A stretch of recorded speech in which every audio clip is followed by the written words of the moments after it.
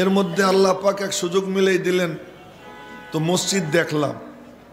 ছোট্টবেলা লালবাগ মাদ্রাসায় পড়তাম, তো ওখানে পড়ার সময় এখানে যাতায়াত হইতো। মৌলানা কারি উবাইদুল্লাহ সাহেব রহমতুল্লাহ আলাইহির সাথে একটু ভালো সম্পর্ক ছিল, ওনার সাথে একসাথে মাহফিলে যাতায়াতও হইতো, আমারে খুব আদর করতেন। তো বললাম যে মসজিদটা দেখে আসি। ভিতরে গিয়ে দেখে মসজিদ চিনতেই পারি না, এই আগের মসজিদ সম্পূর্ণ চেঞ্জ হয়ে গেছে।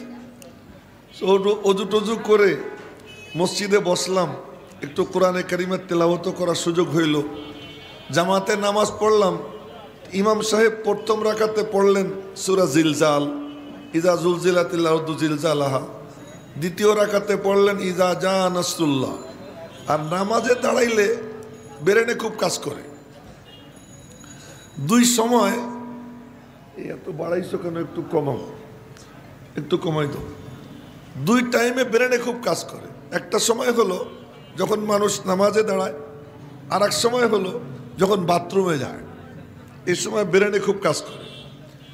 তো নামাজে দাঁড়াইছি, এর মধ্যে মনে পড়ে গেল যে এক লোক ইমামে আজম আবু হানিফার কাছে গিয়ে বলে যে আমি আমার ঘরের মধ্যে একটা সিন্দুক, টাকার সিন্দুক গাইড়ে রাখছি, কলসি, কোন জায়গায় রাখছি মনে পড়তেছে না, আপনি আমার একটা তদবির দেন। বেটা তুই কোথায় গাইড়ে রাখছোস, আমি কি তদবির দিব?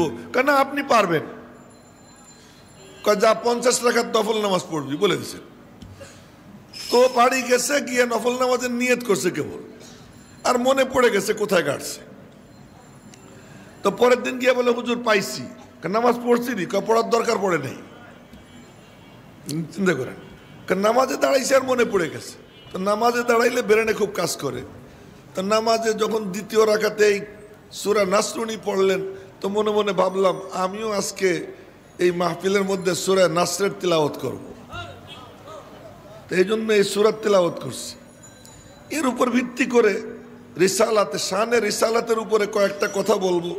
সময় আবার বাইন্ধে দিছে আমাকে মৌলানা রিজাউল করিম আবরার, বলছে হুজুর আপনি আধা ঘন্টা, আমি আধা ঘন্টা। তো এই জন্য আরও সুবিধা হয়ে গেছে, সময় বেশি না, অল্প সময়ের মধ্যে বলতে হবে। কিন্তু প্রথম কথা হলো সকলকে মনোযোগী হইতে হবে। এই মোবাইল দেখা যাবে না, এদিক ওদিক চোখ দেওয়া যাবে না। ওই পিচ্চিরও যে হুকুম, বুড়ারও একই হুকুম, যুবকেরও একই হুকুম। আজীব ব্যাপার, যে মনোযোগ দেয়, যে দিলের দুয়ার খুলে দেয়, আল্লাহ তারে দিয়েই দেয়। সুবহানাল্লাহ সবাই মিলে বললে কি গুনাহ হইতো? জোরে বলেন না সুবহানাল্লাহ। এ প্রসঙ্গে আমার এক হাদিস মনে পড়ে গেল। এই তোরা পিচ্চিরা ভালো করে শুনিস, হাদিস মনে পড়ে গেল, বুখারী শরীফের হাদিস শুনাইতেছি। আর এই হাদিস যখন শোনাবো এই মজলিসের মাঝে, আর রওজা পাকের মাঝখানে কোনো বেড়া থাকবে না, কোনো দেয়াল থাকবে না, কোনো পর্দা থাকবে না। রওজা পাক থেকে ডাইরেক্ট এই মজলিসের মধ্যে নূরের তাজাল্লি পড়তে আরম্ভ হয়ে যাবে। হাদিস কি? সাহাবীর নাম আমর ইবনে সালিমা। কি নাম বলেন, সবাই বলেন। আচ্ছা দেখেন তো, রোনাল্ডোর নাম মনে থাকে, তারপরে ওই যে কি আছে, কত নায়ক নায়িকার নাম মনে থাকে, রাজনীতিবিদদের নাম মনে থাকে, কোনো সাহাবীর নাম মনে করতে পারি না। কষ্ট করে একটু বলেন তো, আমর ইবনে সালিমা। এই আমর ইবনে সালিমা পিচ্চি, রাস্তার পাশে দাঁড়াই থাকতেন। উনি নিজে বলেন, কুনতু আতালাক্কার রুকবান, আমি রাস্তায় দাঁড়াই থাকতাম, দেখতাম যে লোকজন উঠে চড়ে যায়, জিজ্ঞেস করতাম চাচ্চুরা কই যান?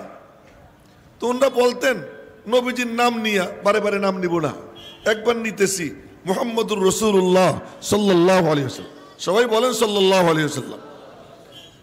10টা নেকি হবে, 10টা গুনাহ মাফ হবে, 10টা মর্যাদা বৃদ্ধি পাবে, 10টা খাস রহমত নাজিল হবে, এবং তার দুরূদ, তার নাম ঠিকানা সহ এক্ষুনি রওজা পাকে নবীজির কাছে পৌঁছে যাবে। আর যার নাম ঠিকানা নবীজির কাছে যাবে, একবার যার নাম দেখবেন নবীজি আর ভুলবেন না। নবীজির স্মরণ শক্তি এত ভালো, এত ভালো ছিল, আর ইন্তেকালের পরে স্মরণ শক্তি আরো বেড়ে গেছে। আল্লাহ পাক বলেন, ওয়ালাল আখিরাহ খায়রুল লাকা মিনাল উলা, তোমার প্রত্যেক পরবর্তী সময় আগের সময় থেকে উত্তম। নবীজি শৈশবকালে সুন্দর, কৈশোরকালে আরো সুন্দর, যৌবনকালে আরো সুন্দর, বার্ধক্যে আরো সুন্দর। ইন্তেকালের দিন সকালবেলায় নবীজি যখন হুগলা সরাইয়া সাহাবীদের দিকে তাকাইছেন, এক সাহাবী বলেন মনে হয় যেন কোরআন শরীফের পাতা ঝলমল করে উঠছে। হার আনেওয়ালা দিন, বিগত দিন থেকে নবীজির উত্তম। আর আমাদের শৈশবকাল সুন্দর, কৈশোর আরো সুন্দর, যৌবন আরো সুন্দর, 40 যখন পার হয় চামড়া চুমড়া ঢিল হয়। কি হয়? চামড়া চুমড়া ঢিল হয়। মেকআপ টেকআপ কইরা অনেকে নিজেরা সুন্দর রাখে, কিন্তু মেকআপ খুললে পরে দেখা যায় কি বুড়ি। 40 যখন পার হয়ে যায়। আর নবীজি যত দিন গেছে আল্লাহ পাক তার সৌন্দর্যের মধ্যে শুধু বৃদ্ধি ঘটাইছেন। জোরে কন্যা সুবহানাল্লাহ। তার স্মরণ শক্তি বাড়ছে না কমছে? হ্যাঁ, ওই যে একজন মোবাইলে কথা কয়, আনকেল এই কাম করা যাবে না মজলিসে বৈশা, এটা বাদ দিতে হবে। এই কথাই তো কইতেছি, মনোযোগ দিতে হবে। হ্যাঁ, না আব্বা মোবাইলটা ছাইড়ে দেন, এগুলো দেখলে আমি কথা কইতে পারি না। হ্যাঁ, এগুলো দেখলে কথা বলতে পারি না। তো আর কেউ এই কাম করেন না। আমি আবার একেবারে শেষ মাথা পর্যন্ত দেখতেছি, এটা আমার অভ্যাস। তো বলতেছিলাম, যদি চলে যায় একবার নাম, ওই যে নবীজি দেখবেন আর তার নাম কোনোদিন ভুলবেন না। হাসরের ময়দানে দেখা তো হবেই না, দেখা তো হবেই। আর দেখা হইলে জিজ্ঞেস করবেন তোর নাম কি রে? নবীজির প্রত্যেক উম্মতের সাথে এত চমৎকার সম্পর্ক যে গ্রাম থেকে শাকপাতা নিয়ে আসতো এক সাহাবী, নবীজি তার শাকপাতা নিতেন আর খেজুর টেজুর এক পুটলা তাদের দিতেন। এবং নবীজি একদিন বাজারে গিয়ে তার বগলের নিচে হাত দিয়া, আমার দিকে দেখেন, এরকম 2 হাত এমন কইরা ঘাড়ের মধ্যে ধরছেন। বলেন তো কেমন হইলে এটা সম্ভব? এমন করে ধরছেন, বাজারে কত মানুষ দেখতেছে। তো উপরের দিকে তাকায় কই কি মানহাদা আর সিলনি, এমিয়া তুমি কে? আমারে ছেড়ে দাও, তুমি কে? আমারে ছেড়ে দাও। ভালো করে তাকাই দেখে চামড়ার কালার যেন কেমন কেমন দেখা যায়। তো বুঝছে নবীজি। এর মধ্যে নবীজি বলে উঠছেন, মাইয়াশতারি মিন্নি হাযাল গোলাম, এই গোলামটা কে কিনবে আমার কাছ থেকে? তো যখন বুঝছেন নবীজি, এবার দেখে যে চাদর উঁচা হয়ে গেছে, নবীজির সিনা মোবারক খালি, ও কালা, তো পিঠের কালা চামড়া নবীজির সিনার সঙ্গে লাগাই দিয়ে মনে মনে বলে একটু ঘষে রাখি, হাসরের ময়দানে আল্লাহ জিজ্ঞেস করবে তো কি আছে, এমন কি আমল আছে? তো বলবো আমল টামল তেমন কিছু নাই, আমার পিঠের চামড়া পরীক্ষা করে দেখো, নবীজির সিনার সো আমার পিঠের মধ্যে লেগে রয়েছে। তো সবার সাথে নবীজির আলাদা সম্পর্ক ছিল, খাতির ছিল। তো এই যে যাদের নাম যাবে দুরূদ শরীফ পড়ার বরকতে, এজন্য এক হাদিসে আসছে, নবীজি বলেন ইন্না আকরাবাকুম ইলাইয়া মানজিলাতান ইয়াউমাল কিয়ামাহ আকসারুকুম সালাতান আলাইয়া। আমি জিজ্ঞাসা করতে চাই, নবীজির কাছাকাছি কিয়ামতের দিন কে কে থাকতে চান? থাকতে চান? তো এর জন্য যে প্রেসক্রিপশন দিব আমল করবেন তো ইনশাআল্লাহ? নামান, হাত নামান। এর সোজা নুসখা কি? নুসখা নবীজি বলেন যে আমার উপর যত বেশি দুরূদ শরীফ পড়বে সে আমার তত নিকটে অবস্থান করবে। এর জন্য নাম আসলে দুরূদ শরীফ পড়বো তো ইনশাআল্লাহ। এদিক ওদিক তাকাইস না আব্বা, এই চোখ এদিকে, চোখ ঘুরে বলা। হ্যাঁ, এটাই তো কইতেছি। আচ্ছা, তো বলতেছিলাম, মনে আছে কি বলতেছিলাম? পিচ্ছি মনোযোগ দিলে সবাই বোঝে, এই জন্য আপনাদেরকে বলছি মনোযোগ দিবেন সবাই। এদিকে চেয়ে থাকেন। মানুষের এলেম ঢুকে 3 রাস্তা দিয়া, একটা কলব, আর একটা চোখ, আর একটা কান। আল্লাহ মানুষকে জন্মগতভাবে বিদ্যা বুদ্ধি কিচ্ছু দেয় নাই। মুরগিরে দিছেন, ছাগলরে দিছেন, গরুকে দিছেন, মহিষকে দিছেন। এজন্য কোনো মুরগি কুখাদ্য খাইয়া মরে না, বিষ খাইয়া মরে না। কোনো মুরগি গরম পানিতে ঠোঁট দেয় না, কোনো মুরগি আগুনের চুলায় ঠ্যাং দেয় না। কিন্তু মানুষের বাচ্চা ছাইড়ে দেন, আগুন জড়াই ধরবে, হ্যারিকেন জড়াই ধরবে, ও পুইড়া বার্ন ইউনিটে যায়। কিন্তু কোনো মুরগি যায় না। কেন যায় না? মুরগি কয় কি যে আমি জন্ম নেওয়ার সাথে সাথে এই সময় আল্লাহ পাক আমার চলার জন্য যা দরকার আমার আল্লাহ আমার সিনার মধ্যে দান করে দিয়েছেন। আজীব এক কথা শুনি আপনাদেরকে। সাপে যখন বাচ্চা দেয় না, সাপ বাচ্চা দেওয়ার সঙ্গে সঙ্গে ওই বাচ্চা এক দৌড় দিয়া কয়েকশো হাত দূরে চলে যায়। কেন? আমি আমার মার কাছে থাকলে আমার খেয়ে ফেলবে। এই বুদ্ধিটুকু জন্মের সঙ্গে সঙ্গে ওরা কে দিল? জোরে বলেন না কে দিছে? সব মখলুককে আল্লাহ জন্মগতভাবে এলেম দিছে, মানুষকে এলেম দেয় নাই জন্মগতভাবে। কিন্তু তিনটা জিনিস দিছে, কি? কলব, চোখ, কান। এই তিনটা যে কাজে লাগায়। শুক্রবার জামে মসজিদে আসে, মৌলানা মিনহাজ বয়ান করতেছেন কতদিন থেকে, কিন্তু টাকনুর নিচে কাপড়, টাকনুর নিচেই থেকে যায়। দাড়ি ছাটে, দাড়ি ছাড়তেই থাকে। সুদ খায়, সুদি কারবার করতেই থাকে। ঘুষ খায়, ঘুষি কারবার করতেই থাকে, ফেরে না। মাইয়েরা বেপর্দায় ছেড়ে দিছে, তো বেপর্দাই চলতে থাকে। দাইয়ুস, তার নামাজ কবুল হয় না, কিন্তু ওই চলতেই থাকে, কোনো পরিবর্তন আসে না। কেন? এখানে ঢোকে না। ঢোকে কার? যে ঢুকাইতে চায়। মনে রাখবেন, কাফেরদের সামনে কোরআন শরীফ পড়ছেন নবীজি। আবু জেহেলের সামনে কোরআন শরীফ পড়ছেন কে? নবীজি। উমাইয়ার সামনে কোরআন শরীফ পড়ছেন কে? নবীজি। কিন্তু তার ভিতরে ঢোকে নাই। কি কারণে ঢোকে নাই? ওরা নিজেরা বলে, অকালু কুলুবুনা ফি আকিন্নাহ মিম্মা তাদউনা ইলাইহি ওয়া ফি আযানিনা ওয়াকর ওয়া মিন বাইনিনা ওয়া বাইনিকা হিজাব ফা'মাল ইন্নানা আমিলুন। মেরে মুহতারাম ভাইও, ওই কাফেররা বলে আমাদের দিল পর্দার মধ্যে দিয়ে রাখছি, ঢাইকা রাখছি, কানের মধ্যে তুলা ঠুইসা দিয়ে রাখছি, কাপড় ঠুইসা দিয়ে রাখছি। তোমার মধ্যে আমাদের মধ্যে অনেক বেড়া আছে, তোমার বগর বগর তুমি কইরা যাও, আমরা আমাদের কাম করতেই থাকবো। ঢুকবে না, আল্লাহকে ঢুকাবি না, ঠিক আছে। খাতামাল্লাহু আলা কুলুবিহিম। এই জন্য ভালো করে মনে রাখবেন, যার এই বদ অভ্যাস হয়ে যায়, কোরআন মনোযোগ দিয়ে শোনে না, কোরআন মনোযোগ দিয়ে শোনে না, দিলের দুয়ার খুলে দেয় না। কোরআনে কারীম যখন তিলাওয়াত হয়, কোরআনের আলোচনা যখন হয়, দ্বীনি আলোচনা যখন হয়, মনোযোগ দিয়ে শোনে না, তো আল্লাহ পাক রাগ কইরা তার দিলের মধ্যে মোহর মাইরা দেয়। ওদের ব্যাপারে রব্বুল আলামিন বলেন, খাতামাল্লাহু আলা কুলুবিহিম। মোহর এমনি এমনি মারি নেই, ও শুনতে চায় না, এই কারণে মোহর মাইরা দিছি। ওয়া আলা সামিহিম, কানেও মোহর। ওয়া আলা আবসারিহিম গিশাওয়া। আচ্ছা, আর যারা নিতে চায়, হেদায়েতের পথে চলতে চায়, আল্লাহ পাকের কথা, ওয়াল্লাযীনা ইহতাদাউ যাদাহুম হুদা ওয়া আতাহুম তাকওয়াহুম। যে হেদায়েতের পথে চলতে চায়, আমি আল্লাহ কুদরতি হাত দিয়ে তার হাত ধইরা হেদায়েতের পথে চালাইয়া, তার সিনায় তাকওয়ার দৌলত দিয়া, আমি আল্লাহ তার সঙ্গী হইয়া তাকে আমি আল্লাহ জান্নাতে পৌঁছাইয়া দেই। হেদায়েতের পথে চলতে চাই কে কে? হাত উঁচা করে দেখাই। দিলের দুয়ার খুলে শুনবো তো ইনশাআল্লাহ। আল্লাহ তুমি হাতগুলা কবুল করে নাও। দেখেন, ক্ষেত চাষ করতে সময় লাগে, বীজ বুনাইতে সময় লাগে না। আমি আপনাদেরকে প্রস্তুত করতেছি, পরে অল্প সময় কথা বলবো, বেশি লম্বা টাইম লাগবে না। এই চোখের দিক ওদিক দিও না, আর টোনা খোলো মুখের থেকে। এখন কোনো করোনা আছে? খোলো। আর এই মজলিসে করোনা থাকে, এটা জান্নাতের বাগান বেটা, এটা জান্নাতের বাগান, এখানে কোনো করোনা নেই। আমাদের দেশে করোনা আসার কোনো সুযোগও নাই। যদি বলেন না আল্লাহু আকবার। করোনা ঢোকার কোনো সুযোগই নাই। কেন সুযোগ নাই? 24 ঘন্টার কোনো সেকেন্ড বাদ যায় না যেই সেকেন্ডে কোরআনে কারীমের তেলাওয়াত হয় না। আল্লাহু আকবার বলে না ভালো করে। এমন কোন সেকেন্ড বাদ যায় না যেই সেকেন্ডে কোরআনে কারীমের তেলাওয়াত হয় না বাংলার জমিনে। এই জন্য আমেরিকায় মরল 10 লাখ প্লাস, আর বাংলাদেশে এত ঠাসাঠাসি গাদাগাদির মধ্যেও তাই না টুনে 1 লাখ। কত? তাও করোনায় মরে নাই, ওগুলো এমনি মরছে, ওগুলো এমনি মরছে। তো যে কথা বলতেছিলাম, ফিরে যাই। যে নিতে চায় আল্লাহ তারে দেয়, যে নিতে চায় না তারে মোহর মাইরে দেয়।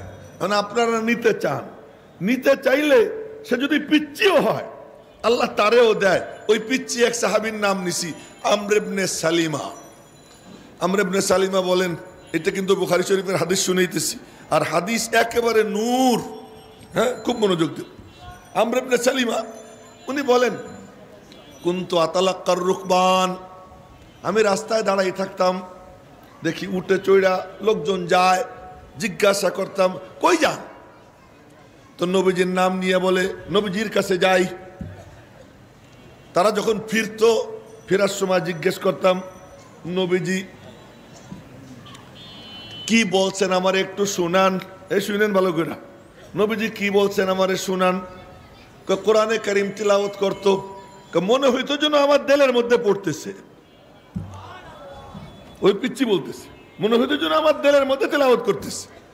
শুনতে শুনতে তারা যে কয়জন যত আয়াত বলছে সব আয়াতগুলো আমার মুখস্থ হয়ে গেছে। শুনছে কয়বার? একবার, মুখস্থ হয়ে গেছে। আর আমরা কত শুনি। আলহামদুলিল্লাহ রাব্বিল আলামিন। আজ থেকে 3 দিন আগে ওই লাকসাম এক মাহফিলে একজন মাইক নিয়ে দাঁড়াইয়া, অতিথি, প্রধান অতিথি, মাইক নিয়ে দাঁড়াই বলে কি, আউযু বিল্লাহি মিনাশ শাইতানির রাজিম। কি কয়? আউযু বিল্লাহি মিনাশ শাইতানির রাজিম। এই গাধাটা আজও পর্যন্ত আউযু বিল্লাহ মনোযোগ দিয়ে শোনে নাই, কোথাও মস্ক করে নাই। সবকিছু নাতির নাম মনে থাকে, নাতনির নাম মনে থাকে, দোকানে মাল কয় পিস আছে তা মনে থাকে, জমির খতিয়ান মনে থাকে, ডাক নম্বর মনে থাকে, সব মনে থাকে, কিন্তু আল্লাহর কালাম মনে থাকে না। কেন? সব দিকে মনোযোগ আছে, আল্লাহর কালামের দিকে মনোযোগ নাই। এই মনোযোগ না থাকার কারণে নবীজির জামানায় একটা কোরআন শরীফের নুসখা ছিল না। নবীজির জামানায় একটাও, আমাদের যে কোরআন শরীফ একটাও ছিল না, কিন্তু সব সাহাবী কোরআনে কারীমের হাফেজ ছিলেন। জোরে কন্না আল্লাহু আকবার। কেন? নবীজি তিলাওয়াত করতেন, তারা মনোযোগ দিয়ে শুনতেন, একবার শুনতেন মুখস্থ হয়ে যেত। একটু যদি হইতো পাশের জন্য জিজ্ঞেস করতেন, ভাইয়া তুই একটু আবার কত, ওই 1-2 বার শুনতে মুখস্থ হয়ে যেত। তো ওই পিচ্চি বলে কি যে ওনরা আমারে পড়ে শুনেইতেন আর আমার মুখস্থ হয়ে যেত। যাইতে যাইতে কিছুদিন পরে আমার গোষ্ঠীর লোকজন সব মুসলমান হয়ে গেছে। সুবহানাল্লাহ কয় না ভালো কইরা? তুই নিচের দিকে তাকাইছিলি, আর তাকাবি না নিচের দিকে, ওই শার্ট গায়ে দেওয়া, এদিকে চেয়ে থাকবি। হ্যাঁ, তো সব মুসলমান হয়ে গেছে। মুসলমান হয়ে যাওয়ার পরে নবীজি বললেন, যাও বাড়িতে যাও, নামাজের টাইম যখন হবে তোমাদের ফালিউ আযদিন আহাদুকুম, তোমাদের আমি কিন্তু হাদিস শুনাইতেছি, বুখারী শরীফের হাদিস, ফালিউ আযদিন আহাদুকুম, তোমাদের একজন যেন আজান দেয়, ওয়ালিয়া উম্মাকুম আকসারুকুম কুরআনান, তোমাদের মধ্যে যে কোরআন শরীফ বেশি মুখস্থ জানে, যার ভালো কোরআন শরীফ পড়া আছে, ও যেন ইমামতি করে। এখন আমার বংশের লোকজন বাড়ি এসে আমাদের টাইমে আজান দিয়ে ইন্টারভিউ বসছে যে কোরআন শরীফ কার বেশি মুখস্থ। আমি চ্যাম্পিয়ন হয়ে গেলাম। কে চ্যাম্পিয়ন হইলো? তার বয়স কত এখন বলতেছি, আমি চ্যাম্পিয়ন হয়ে গেলাম, আমার সবচেয়ে বেশি কোরআন শরীফ মুখস্থ। তখন এই নিয়ম ছিল না ইমাম দাড়িওয়ালা হইতে হবে, 35 বছর বয়স হইতে হবে, 40 বয়স হইতে হবে, দেখতে শুনতে মানানসই হইতে হবে, না এই ইমাম দেখে পছন্দ হইতেছে না, এই জাতীয় কোনো কাণ্ড কারবার ছিল না। তখন কেবল ইসলাম শুরু হয়েছে। তো নবীজি বলছেন যে কোরআন শরীফ ভালো পারে ইমামতি সে করবে। ইন্টারভিউতে আমি ফার্স্ট, তা আমার বংশের লোকজন কয় কি তুই তো চ্যাম্পিয়ন, ইমাম তুই হয়ে যা। তখন আমার বয়স কত জানো? বলে কত? কোয়ানা ইবনু সিত্তিন আও সাবি সিনিন, তখন আমি 6 অথবা 7 বছরের বাচ্চা। সুবহানাল্লাহ কয় না? 6-7 বছরের বাচ্চা ইমামতি শুরু করছে। পরতো কি, পরনে তো লেংটি, গামছা গুমছে পরে, সিজদায় যখন যায় সদরঘাট দেখা যায়। আর ব্যাখ্যা করলাম না, সিজদায় গেলে সদরঘাট দেখা যায়। এখন নামাজ যারা পিছনে পড়ে তারা কারা? তারা তো এমন নামাজে দাঁড়াইছে আল্লাহু আকবার, আল্লাহরে ছাড়া আর কিচ্ছু দেখেই না। নবীজির সাহাবী নামাজে দাঁড়াইলে আল্লাহরে ছাড়া আর কিচ্ছু দেখেই না, ওই সিজদার জায়গার দিকে তাকাই থাকে।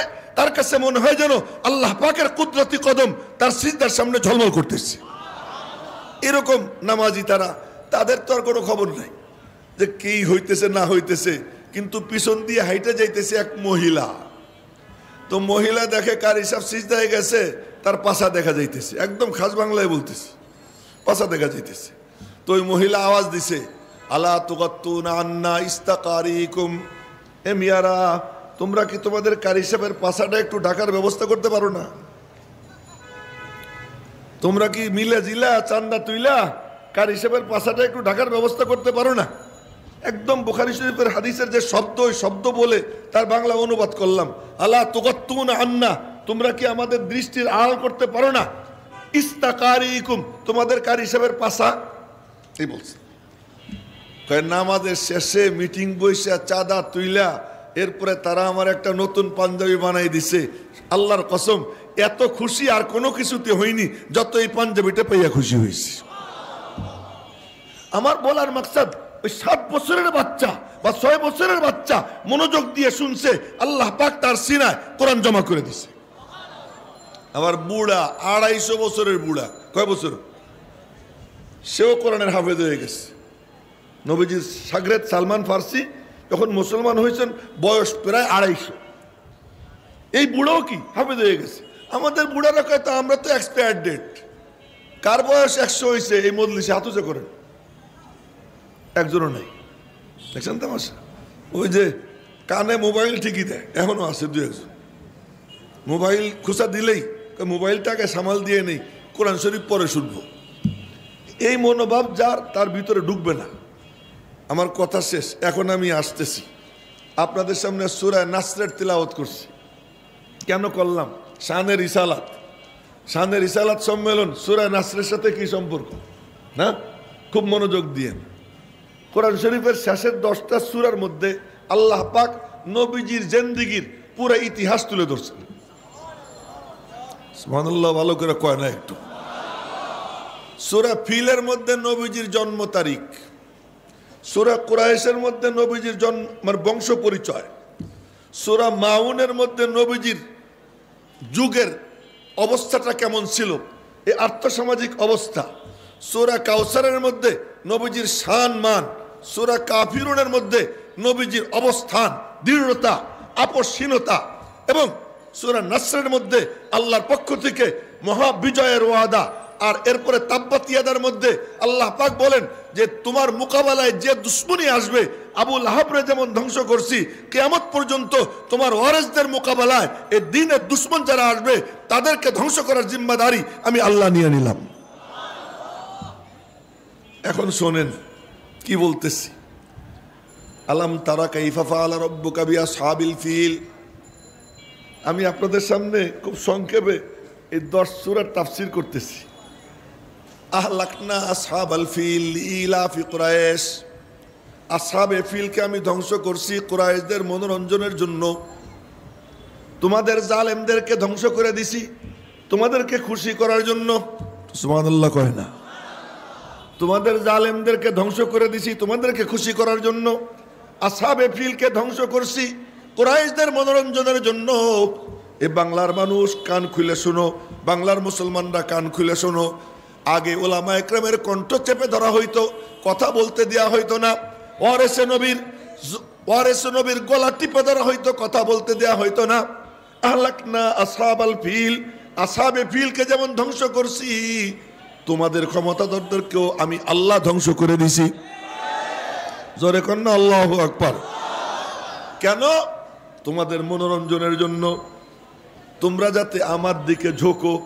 এখন তো একটু মন খুইলা আমার ইবাদত করতে পারো। এখন শুধুমাত্র মাগরিবের নামাজে মসজিদে যাবা তা যেন না হয়। মাগরিবের নামাজে যে পরিমাণ মুসল্লি হবে ফজরেও যেন ওই পরিমাণ হয়। ফালিয়াবুদু রাব্ব হাযাল বাইত, ফালিয়াবুদু রাব্ব হাযাল বাইত। মাগরিবের নামাজে যে পরিমাণ মুসল্লি হয়, মসজিদে জায়গা দেওয়া যায় না, কিন্তু ফজরের নামাজে কয় কাতার হয়? এখন বলেন, ফজরের নামাজের মুসল্লিরা এলাকায় থাকে কি থাকে না? থাকে কি থাকে না? তা তারা যায় কোথায়? ফজরের নামাজে পাওয়া যায় না কেন? জুমার নামাজে যে মুসল্লি হয় জোহরের নামাজে তা পাওয়া যায় না। তারা কি এলাকায় থাকে কি থাকে না?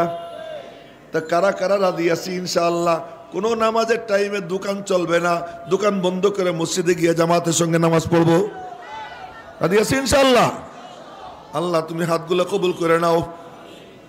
আমিনও কয় না যদি কবুল হয়ে যায় এই ভয়তে। আচ্ছা, আহলাকনা আসহাবাল ফিল ইলাফি কুরাইশ। আসহাবে ফিলকে আমি ধ্বংস করছি কুরাইশদের মনোরঞ্জনের জন্য। আমি মিলেই দিতেছি, তোমাদের জালেম শাসকদেরকে আমি আল্লাহ ধ্বংস করে দিছি তোমাদের মনোরঞ্জনের জন্য। এখন তোমাদের কাম ফালিয়াবুদু রাব্ব হাযাল বাইত। এই বাইত, এই আল্লাহর ঘরের রব যিনি, তার ইবাদত করবা তোমরা। আল্লাযী আত'আমাহুম মিন জু। হে মিয়ারা, তোমরা মনে করো না তোমাদের ব্যবসা তোমাদেরকে খাওয়ায়। তোমাদের ক্ষুধার সময় খাবার আমি আল্লাহ দেই, তোমার মুখে যে খাবার যায় আমি আল্লাহ তোমার মুখে লুকমা তুলে দেই। অনেকের কোটি কোটি টাকা আছে, খাবার পারে না, কোনো খাবার তার ভিতরে যায় না। তোমারে যে খাওয়াই আমি আল্লাহ নিজে তোমারে খাওয়াইয়ে দেই। এখন তো মাশাআল্লাহ নির্ভয়ে কথা কইতে পারতেছো। এখন তো আর কথা কইতে আসলে কেউ সামনের থেকে মাইক টান দেয় না, কন্যা আল্লাহু আকবার। বেশ ঘটনা ঘটছে, কথা বলতেছে সামনের থেকে মাইক টান দিয়ে নিয়ে যায়, এ হুজুর কথা বন্ধ করেন। এখন তো আল্লাহ সুযোগ করে দিছে, শুকর আদায় করতে হবে না? ওয়া মানাহুম মিন খাউফ। এখন বলে কি, এই তোরা যখন তোদেরকে আমি এই নিয়ামত দিলাম, তোদেরকে আমি খাওয়াই, তা আমার পরিবারকেও তোরা খাওয়া। আল্লাহর পরিবার কারা? আল খালকু ইয়ালুল্লাহ, পুরা মখলুক আল্লাহর পরিবার। ওই বস্তির লোকজন আল্লাহর পরিবার, ওই ছোট কুকুরটাও আল্লাহ পাকের পরিবার, বিড়ালও আল্লাহর পরিবার। আল খালকু ইয়ালুল্লাহ ওয়া আহাব্বুল খালকি ইলাল্লাহ মান আহসানা ইলা ইয়ালিহি। আল্লাহর সবচেয়ে প্রিয় মখলুক সে যে আল্লাহর পরিবারের সঙ্গে সদাচরণ করে। কুকুরও আল্লাহর পরিবার, বিড়ালও আল্লাহর পরিবার, রিক্সাওয়ালা আল্লাহর পরিবার, কুলি মজুর আল্লাহর পরিবার, টুকাই আল্লাহর পরিবার। বলে ওদেরকে খাওয়াও। যদি খাওয়ানোর তরিকা না জানো, যদি না জানো, এতিমদেরকে ধাক্কা দিও না, গরিবদেরকে ধাক্কা দিও না। আর গরিবদেরকে আদর কেমনে করতে হয়, এতিমদেরকে আদর কেমনে করতে হয়, তার তরিকা যদি শিখতে হয় তো চলে যাও ইন্না আতাইনাকাল কাউসার, আমার দোস্ত মুহাম্মদের কাছে চলে যাও, মুহাম্মদের কাছে চলে যাও। কারণ সূরা কাউসারের মধ্যে আল্লাহ কি বলে শোনেন, ইন্না আতাইনাকাল কাউসার, আমি তোমারে কাউসার দিছি। তোমার কাম দুইটা, ফাসাল্লি লিরাব্বিকা, তুমি তোমার রব্বের দরবারে অবনত মস্তক হও, তুমি ভালো মতো নামাজ আদায় করো, ওয়ানহার আর জবাই করো। তোমার কাম দুইটা, আমার কাম দুইটা। মনে রাখবেন এই কথাটা যা বলতেছি খুব মনোযোগ দিয়ে শুনেন। তোমার কাম দুইটা, আমার কাম দুইটা। তোমার কাম কি? ইবাদত বন্দিগি ঠিক মতো করবা আর জবাই করবা। এমনে জবাই হলো ছাগল, মহিষ, উট, গরু, চার পাওয়ালা জন্তু জবাই করবা, বা মুরগি দুই ঠ্যাংওয়ালা জবাই করবা। কিন্তু মাঝে মাঝে প্রয়োজন যদি পড়ে, খতমে নবুয়তের এনকার করে, নবীজির নবুয়তের উপরে খোঁচা মারে, সাহাবা একরামের আজমতের উপরে খোঁচা মারে, নবীজির সম্মানের উপরে আঘাত করে, এমন দুই ঠ্যাংওয়ালা যদি পাও তারেও তুমি জবাই করবা। রাজি আছেন ইনশাআল্লাহ? জবাই খালি চতুষ্পদ জন্তু তা না, যখন দরকার পড়বে তো দুই ঠ্যাংওয়ালাও জবাই করতে হবে। আল্লাহর নাম নিয়ে উল্টাপাল্টা কথা বলবে, নবীজির নাম নিয়ে উল্টাপাল্টা কথা বলবে, মাহবুব যেমন ওই চার ঠ্যাংওয়ালা জবাই করবা, ওরকম দরকার পড়লে দুই ঠ্যাংওয়ালাও জবাই করে দেবা। জোরে কন্যা আল্লাহু আকবার।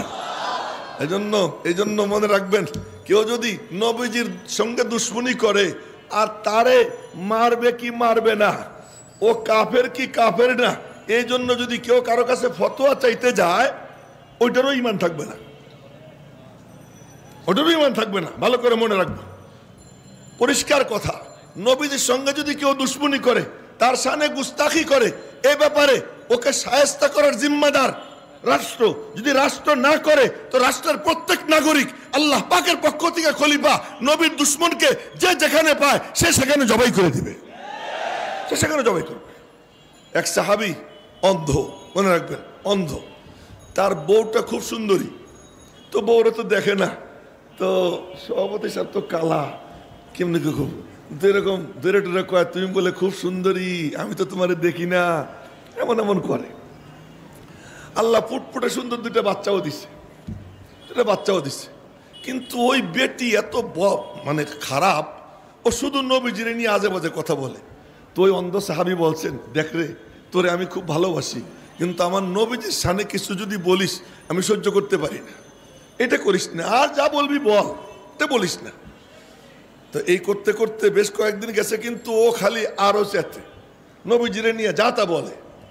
এক রাত্রে সংবাদ রটনা হয়ে যায় যে ওই অন্ধের বউ তার বিছনায় মারা গেছে, পুরা বিছনা রক্তাক্ত, তার দুইটা বাচ্চাও রক্তাক্ত, মানে ওই রক্ত তার বাচ্চার গায়েও লাগছে। ফজরের নামাজের পরে নবীজি বললেন, এই কাম কে করছে? মান কাতালাহা, ওই মহিলাকে কে হত্যা করছে বলো। সাহাবীরা সব চুপ। দ্বিতীয়বার বললেন কে হত্যা করছে বলো, সবাই নীরব। তৃতীয়বারে বললেন কে হত্যা করছে বলো, ওই অন্ধ কাঁপতে কাঁপতে দাঁড়াইছে, দাঁড়াইয়া বলে কি ইয়া রাসূলুল্লাহ, আমার বউরে আমি খুন করছি, আমার বউরে আমি খুন করছি। নবীজি বললেন কেন? কি ইয়া রাসূলুল্লাহ, অনেক বলছি, আমার কথা শোনে না, আমার কথা শোনে না, আপনার শানে গুস্তাখি করলে আমি সহ্য করতে পারি না। নবীজি বললেন ঘোষণা করে দাও, দমুহা হাদার, ওর রক্তের কোনো মূল্য নাই, আমার সাহাবী যা করছে ঠিক করছে, সাহাবী যা করছে ঠিক করছে।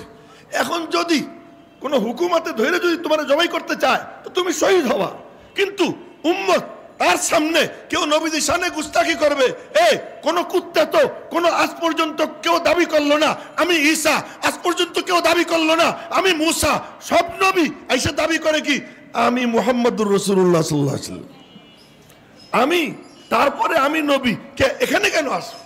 যাও আমেরিকায় গিয়ে বলো যে আমি ঈসা, তুমি যে ব্রিটেনে গিয়ে বলো যে আমি মুসা, ওখানে বলে না, আইসে বলে গরিবের ঘরে।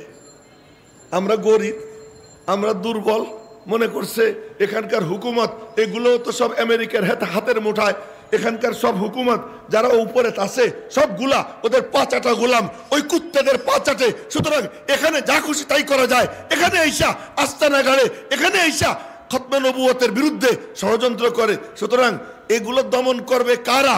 নবীজি কোরআন সুন্নাহ, কোরআন শরীফ, এটা কোনো মানে হুকুমতের কাছে রাখেন নাই যে আবু বকর তুমি রাষ্ট্রীয়ভাবে এটার হেফাজত করো। আল্লাহর কসম, নবীজি কোরআন সুন্নাহর হেফাজতের জিম্মাদার উম্মতকে বানিয়ে গেছেন, আপনাদেরকে বানিয়ে গেছেন। তো কে কে রাজি আছে ইনশাআল্লাহ?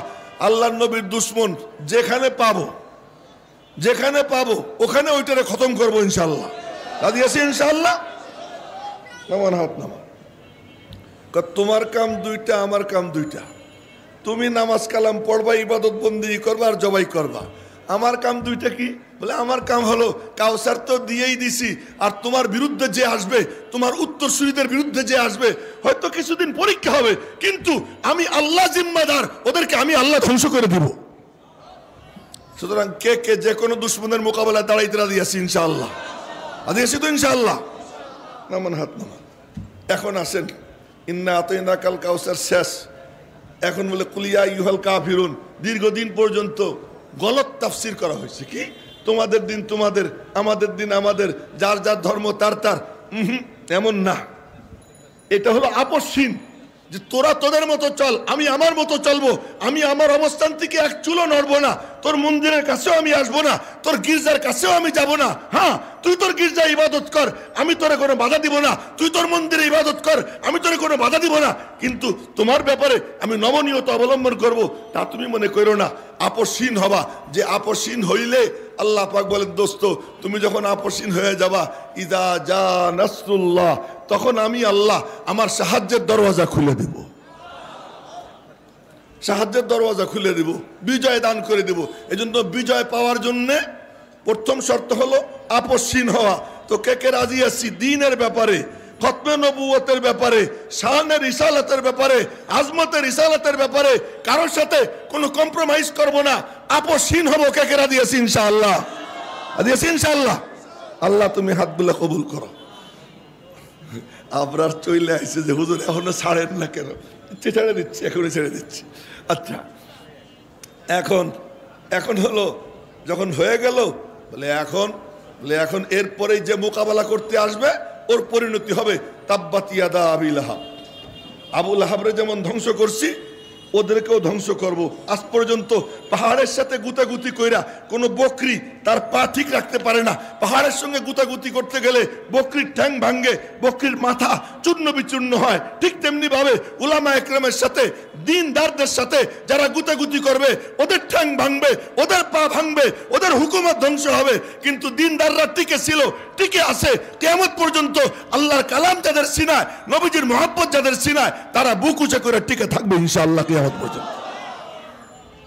এখন হলো যখন আল্লাহ তোমাদেরকে বিজয় দিয়ে দিছে, একটু মন খুইলা বলো, আপনারাও বলবেন বিসমিল্লাহির রহমানির রহিম, কুল হুয়াল্লাহু আহাদ, আল্লাহুস সামাদ, লাম ইয়ালিদ ওয়া লাম ইউলাদ ওয়া লাম ইয়াকুল লাহু কুফুয়ান আহাদ। তার মানে বলে এখন আল্লাহর নাম ডাঙ্কে কে চোট, চিৎকার দিয়ে নাও, জোরে জোরে আল্লাহ বলো, যেখানে সেখানে আল্লাহ বলো, আল্লাহ বড়, আল্লাহ বড়, এই জিগির তোলো, আল্লাহর নাম মন খুইলে নাও। আল্লাহর নাম যখন মন খুইলে নেওয়া শুরু করবা, তখন ওদের মধ্যে হিংসার আগুন জ্বলবে। সব শত্রু দমন করার অস্ত্র আছে, হিংসুকদেরকে দমন করার কোনো অস্ত্র নাই। এর জন্য আল্লাহর কাছে পানা চাইতে হয়। তাই শেষ দুই সূরা কুল আউযু বিরাব্বিল ফালাক, কুল আউযু বিরাব্বিন নাস, আল্লাহ তোমার কাছে পানা চাই। যারা হিংসা করবে তাদের মোকাবেলায় যে আল্লাহর পানা চাবে, আল্লাহ তারে আশ্রয় দিয়ে তার হেফাজত করবে ইনশাআল্লাহ।